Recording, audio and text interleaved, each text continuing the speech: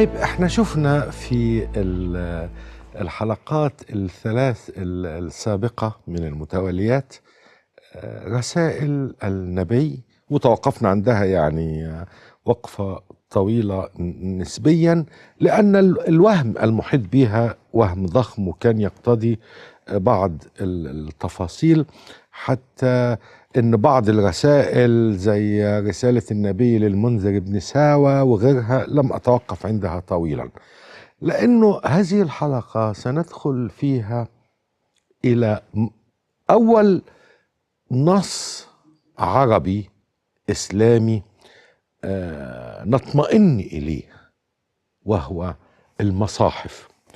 طبعا القرآن الكريم هناك يعني اشتراك دلالي في المفردات المتعلقة به، فهو قرآن لأنه بيقرأ، واحنا عارفين أول فجر للإسلام أو للديانة الإسلامية بحسب ما هو متفق عليه هو نزول جبريل إلى النبي في الغار، وأن قال له اقرأ ما أنا بقارئ، اقرأ 3 مرات ثم اقرأ باسم ربك الذي خلق. هنا القرآن يعني ما يقرأ ولا ذكر للتدوين والكتابة. طيب ماذا لو مكتوب؟ هنا تبقى الصحف والمصاحف من الصحيفة، لأنه في هذا الزمن النبوي المبكر بالنسبة للحضارة العربية الإسلامية، ليس المبكر فقط، هو افتتاحي، كانت الكتابة بتتم إما على الأوراق البردي التي رأينا عليها رسائل النبي، أو الرقوق اللي هو الجلود المرققة، إنما كانت مفردة، جمعها في جلد واحد، مجلد واحد، هو مصحف، يعني جامع للصحف. فلدينا لفظتان، اللفظة الأولى تدل على طبيعة القرآن من حيث أنه نص نزل ليقرأ، واللفظة الأخرى بتشير إلى القرآن باعتباره الكتاب. أما كلمة الكتاب نفسها فكانت تخص في هذا الزمن الأول يعني ما يتعلق بالديانات السابقة أو التجليات السابقة للديانة الإبراهيمية، أعني اليهودية والمسيحية، حيث أن الإشارات القرآنية يعني الثابتة طبعا أشارت إلى صحف موسى مثلا وأهل الكتاب، وحيثما وردت لفظة أهل الكتاب فالمراد به اليهود والنصارى. المصاحف المبكرة وجمعها قصة طويلة جدا، وهناك بعض الاختلافات يعني فيما بين المؤرخين، ولكن المتفق عليه أن في زمن النبي لم يجمع القرآن ولم يوضع في صحف، وبالتالي لا يوجد مصحف.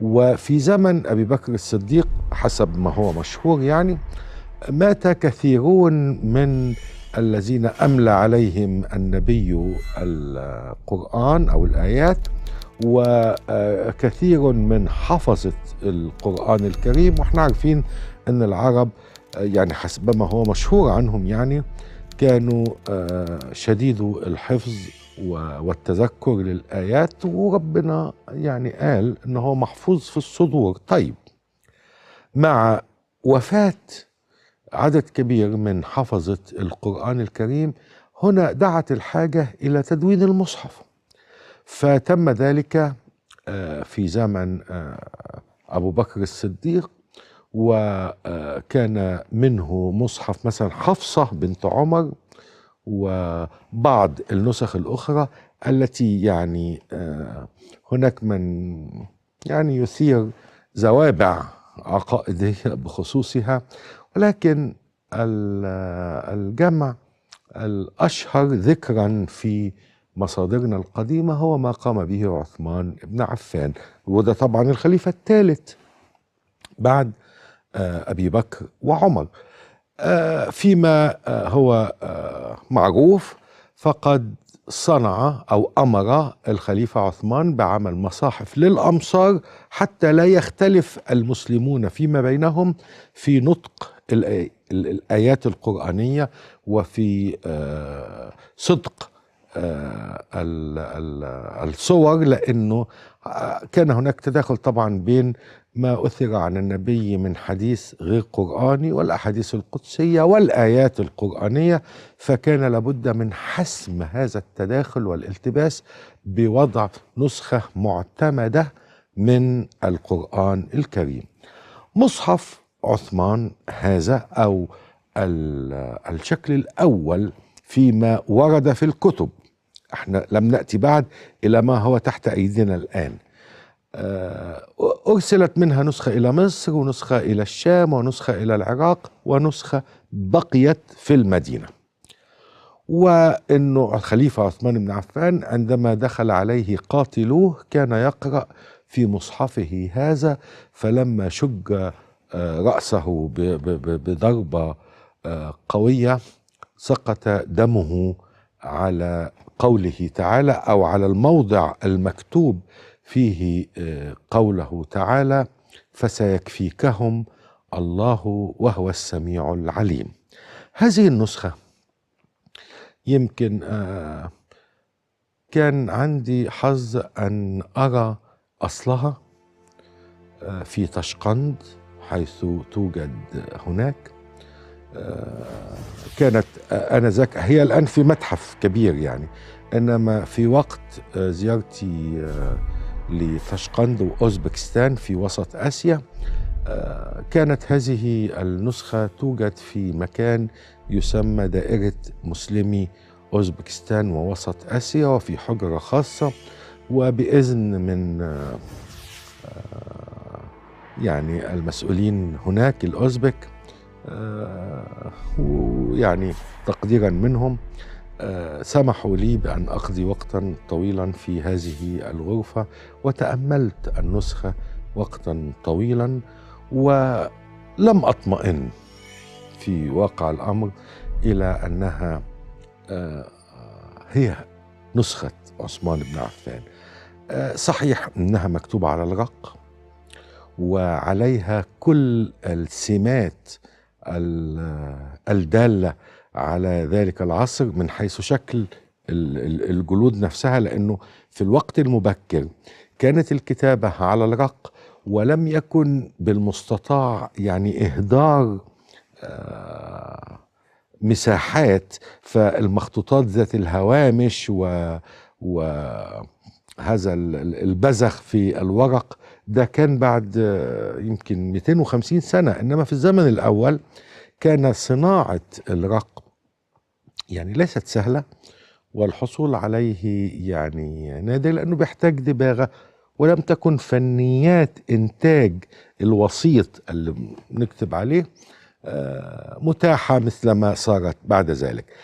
فصحيح أن المواصفات يعني قريبة من حيث الورقة العرضية، لأنه لو تخيلنا مثلا إنها معزاه أو شاه أو كده وبناخد الرق منها، فبتبقى منطقة الظهر هي أكبر منطقة فيها، فلما بنساوي الأطراف والأوراق يعني لم تكن، أو الوريقات أو الرقوق لم تكن يعني مستوية الأطراف، إنما كانت بالشكل هذا المستطيل، والكتابة تملأها. وأنا نشرت نصها في ذاك الوقت قبل حتى انتقال المصحف إلى المتحف الذي أعد من حوالي 10 سنوات أو شيء. لم أطمئن لها فسألت المتخصصين، وإحنا لدينا يعني متخصصين في الشرق والغرب في المصاحف، يعني رجال التراث العربي هم مش يعني ليسوا جميعا في نفس التخصص. هناك من يعمل في التراث العلمي العربي، وهناك من يعمل في الكودوكولوجيا اللي هي علم المخطوطات، ومن هؤلاء مجموعة طبعا عددها قليل إنما معروفة جدا على المستوى العالمي انهم منهم مثلا فرانسوا ديراش، وده باحث فرنسي مرموق جدا لا يزال معاصر يعني، وايضا الدكتور ايمن فؤاد سيد هنا في مصر، وهو ممن كتبوا في علم المخطوطات او ما يسمى اصطلاحا بالكودوكولوجيا. لما سالتهما عن هذه المخطوطه وعدم اطمئناني لها، هي يمكن ترجع القرن الثاني الهجري، فوافقوني الرأي بأنه يصعب قبول النسخة على أنها نسخة عثمان. لماذا صارت عندي الشكوك؟ احنا شفنا في الحلقات السابقة شكل الكتابة العربية التي تم نقشها على حجر، ورأينا التزييف الذي تم في رسائل الرسول المزعومة، وهي تختلف عن الشكل. يعني هذا الخط المكتوب به نسخة تاشقند والنسخة الأخرى الموجودة اليوم في طبقابي سراي تختلف يعني، ولا تتطابق مع النقوش التي تم اكتشافها في زمن ظهور الإسلام. يعني هي أكثر يعني تقدما شوية. أما أول ما بأيدينا اليوم من مصاحف أو مخطوطات قرآنية أو رقاع مكتوب عليها القرآن، فهو ما سوف نتحدث عنه في النصف الثاني من هذه الحلقة، ويعرف باسم مخطوطات صنعاء أو ترس صنعاء، وهذه لها قصة شيقة.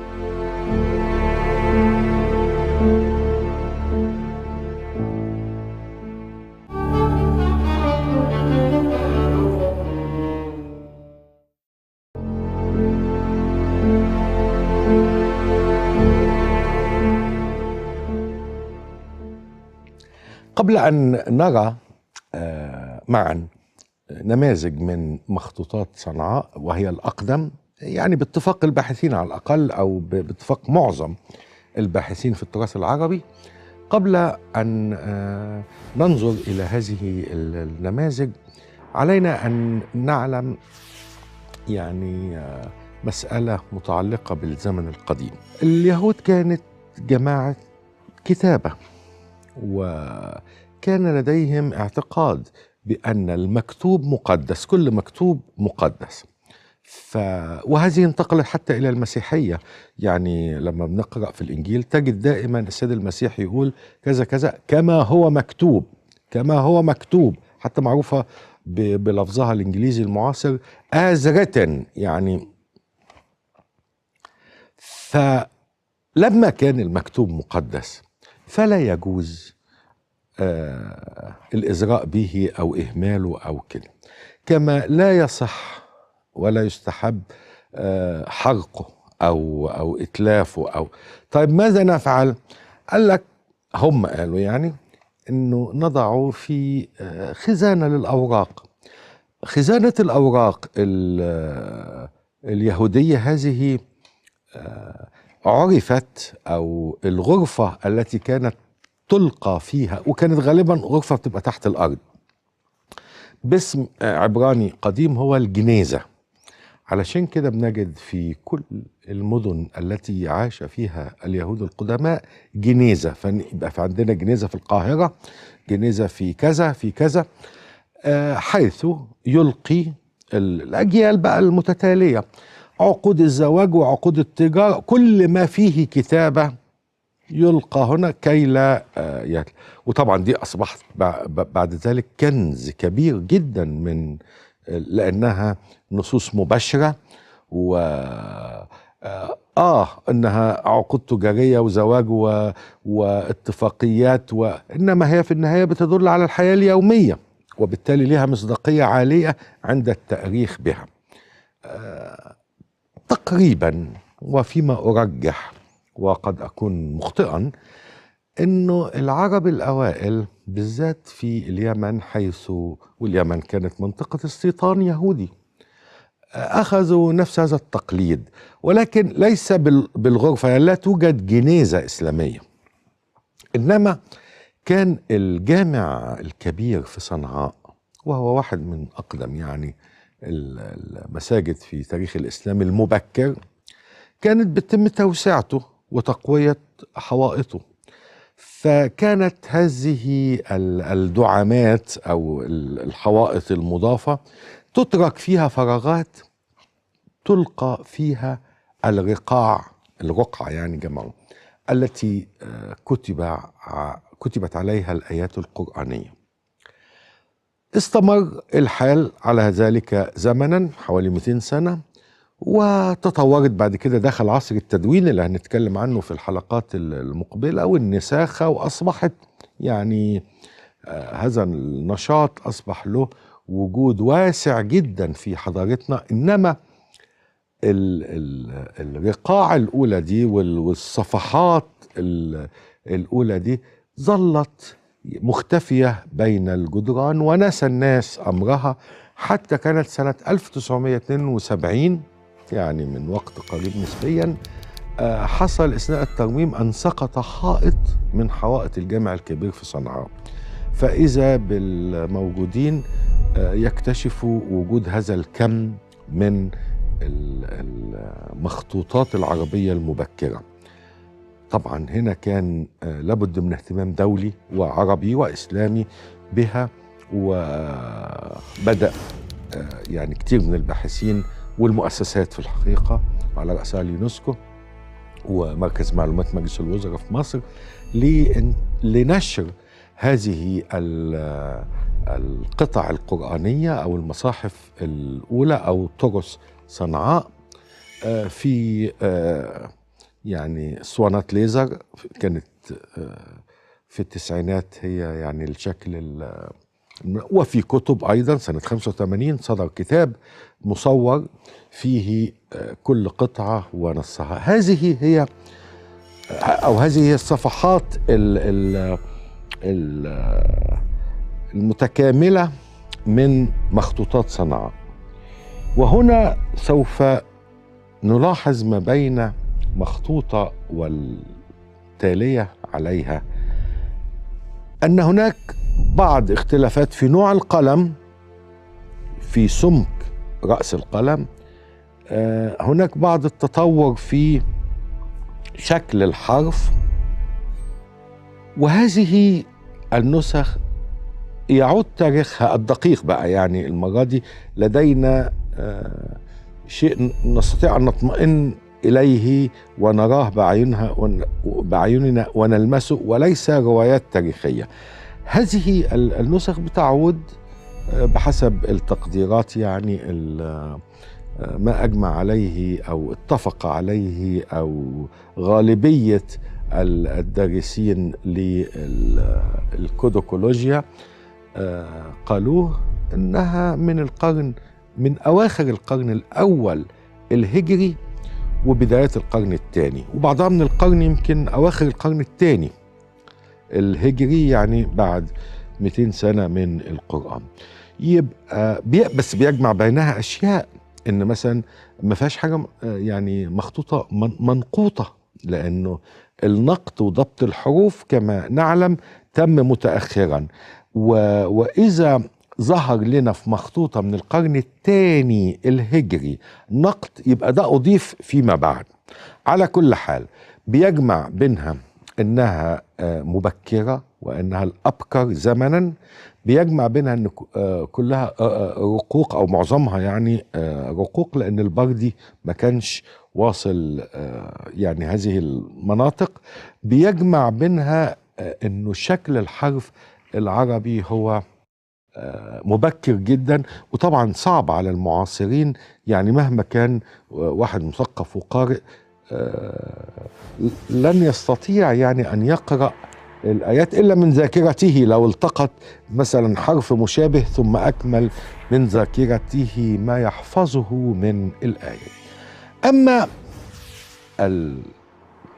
المراحل التالية، القرن الثالث الهجري والرابع الهجري، ومع تطور الخط العربي من الشكل القديم للحرف النبطي والكتابة الحجازية أو الخط الحجازي، ثم الخطوط التي استعرضنا نماذج منها إلى خط النسخ. بدأنا نرى هذه المصاحف الجميلة الأنيقة المشكولة المضبوطة، وكان يمكن من أوائل وأقيم المصاحف الموجودة الآن مخطوطة ابن البواب، وهذه آية من آيات الجمال في الكتابة والزخرفة، وهي في شستر بيتي في إنجلترا، مكتبة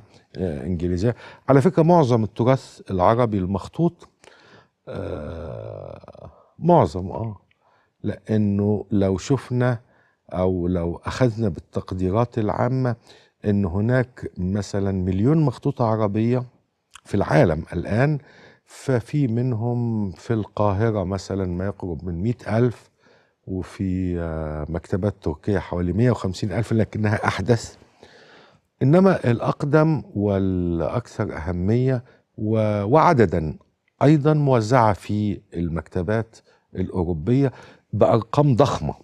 يعني في المتحف البريطاني في لندن في 14,000 مخطوطة ومنتقاة بشكل جيد كمان، ومنها طبعا كم كبير من المصاحف.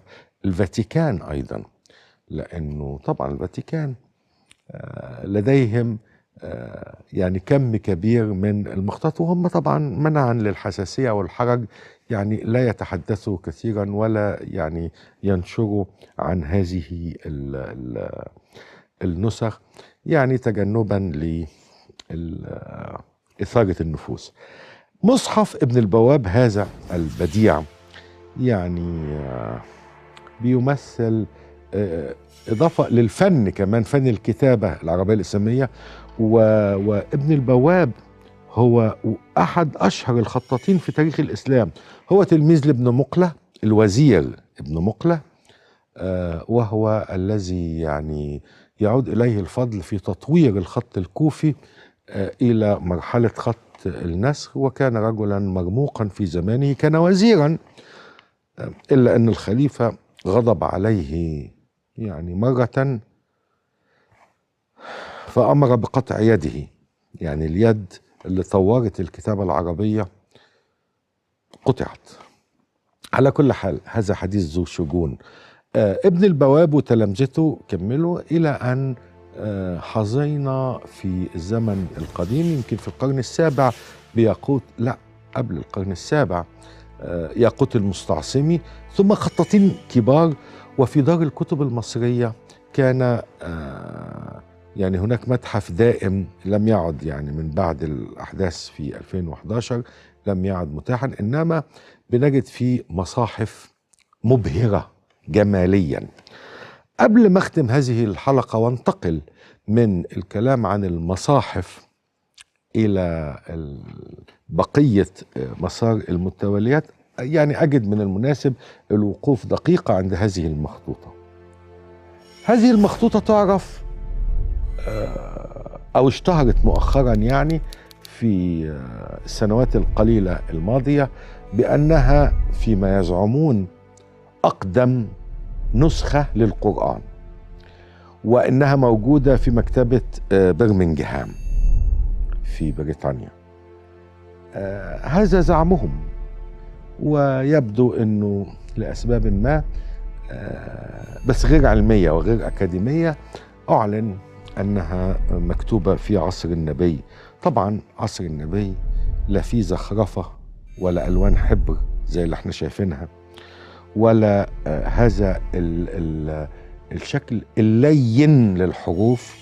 وعندما يعني انتقدنا، أنا في أول ظهورها من كم سنة كتبت أنه لا يمكن أن تكون هذه المخطوطة هي أقدم نسخة من نسخ القرآن. أولا القطع الإيطالي المستطيل ده مش بالعرض لم يكن معتادا وقت ظهور الإسلام، وإن غالبا دي بترجع للقرن الثاني كمان الهجري وليس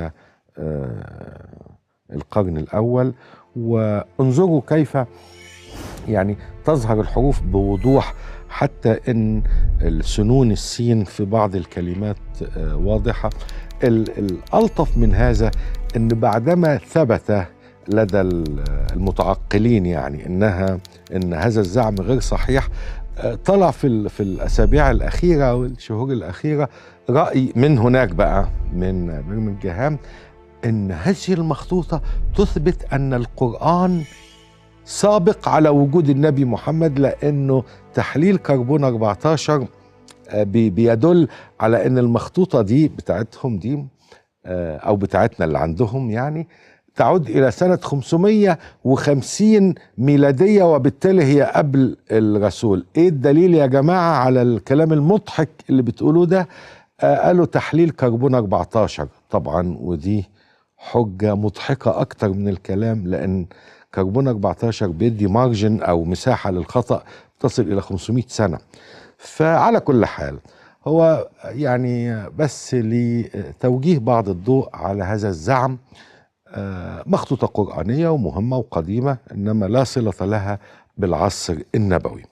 لن نطيل الوقوف أمام هذه النقطة، لأن لدينا مسارا يعني لا يزال ممتدا في هذه المتواليات، فنلتقي في الحلقة القادمة.